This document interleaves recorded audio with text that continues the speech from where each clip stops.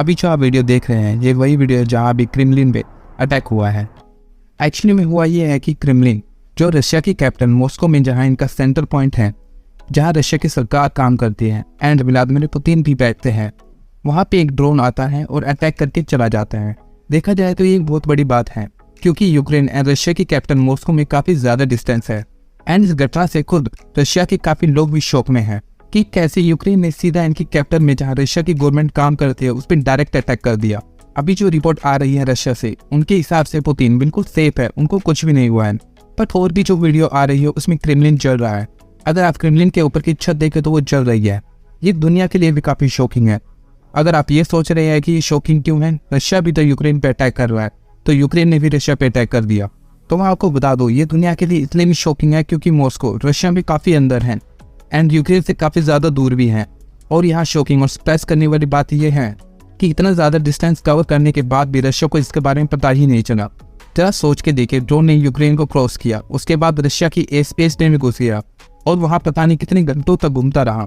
Russia के S-400, S-500 मतलब various defence system, इसका पता ही नहीं लगा पाए इतने घंटों तक और इसके ही चलते रशियन अथॉरिटीज एक्शन भी नहीं ले पाई। इसके अदर साइड देखें तो रशियन एम्पायर की शुरुआत से लेकर अब तक क्रेमलिन रशिया एम्पायर का एक सेंटर पॉइंट रहा है और उसी सेंटर पॉइंट पे अटैक कर देना अपने आप में ही बहुत बड़ी बात है। अगर किसी ने क्रेमलिन की वीडियो नहीं देखी है तो ये है क्रेमलिन।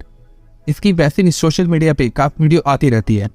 इस जगह पे देखा जाए तो व्लादिमीर पुतिन, इनका डिफेंस सिस्टम, फॉरेन मिनिस्टर मतलब सभी यहाँ बैठते हैं और ड्रोन ने इसी जगह को टारगेट करके यहीं पे अटैक कर दिया।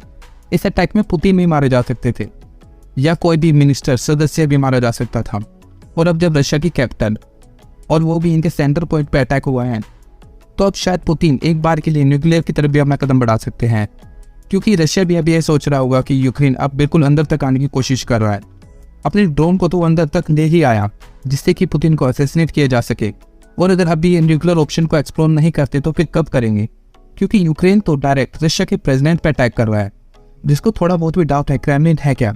तो आप ऐसे भी समझ सकते हैं जैसे यूएस में व्हाइट हाउस है उसी तरीके से रशिया में क्रेमलिन है। तो जब कोई क्रेमलिन जैसी जगह पर अटैक करता है और फिर भी रशिया न्यूक्लियर का इस्तेमाल नहीं करता तो फिर ये कब इसका इस्तेमाल करेगा, ये भी एक क्वेश्चन जरूर उठेगा। और वैसे इस इंसिडेंट के बाद अगर रशिया की बात करें तो उनकी तरफ से ये स्टेटमेंट आई है कि यूक्रेन ने बहुत सारे ड्रोन भेजे थे मगर रशिया डिफेंस सिस्टम ने इनके 2 ड्रोन को मार गिराया। अब ये स्टेटमेंट में प्रॉब्लम ये है कि रशिया का कहना है उन्होंने 2 ड्रोन को शूट डाउन कर दिया जो मॉस्को में क्रेमलिन को टारगेट कर रहे थे। इस रिपोर्ट में आप इसको पढ़ भी सकते हैं, बट इस एक्सप्लेनेशन में और जो वीडियो मैंने शुरुआत में दिखाई थी उस वीडियो को देखो तो साफ पता चलता है ड्रोन क्रेमलिन के ठीक ऊपर पहुंच चुका था और ऊपर पहुंचने के बाद ड्रोन ने कुछ ड्रॉप भी किया। तो इनके एक्सप्लेनेशन स्टेटमेंट में थोड़ी गड़बड़ तो है और शायद हो सकता है ड्रोन के कुछ ड्रॉप करने के बाद मे भी जैसा आप ये बोल रहे हैं इनके स्पेशल सर्विसेज के इलेक्ट्रॉनिक रडार ने उसको गिरा दिया हो, मे भी ऐसा हो सकता है।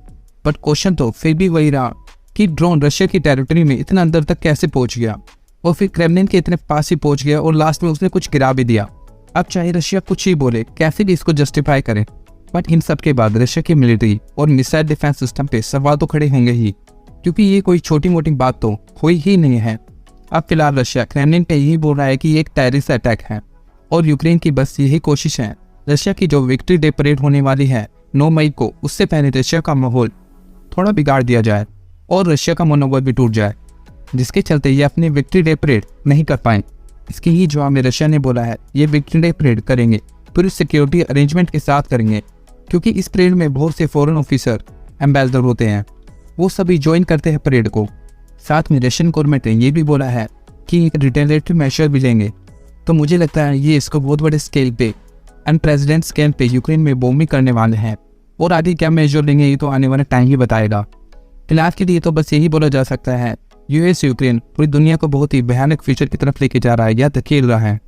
क्योंकि सोच के देखिए इन सभी के बीच अगर किसी भी देश ने एक बार भी न्यूक्लियर वेपन यूज करना स्टार्ट कर दिया तो सभी देश न्यूक्लियर वेपन यूज करना स्टार्ट कर देंगे और इसका इम्पैक्ट पूरी धरती पे बहुत ही भयानक होगा। आपको क्या लगता है आगे चल के क्या हो सकता है, प्लीज कमेंट में अपनी राय जरूर दीजिएगा। वीडियो अच्छी लगी हो तो वीडियो को लाइक और चैनल को सब्सक्राइब जरूर कीजिए। जय हिंद।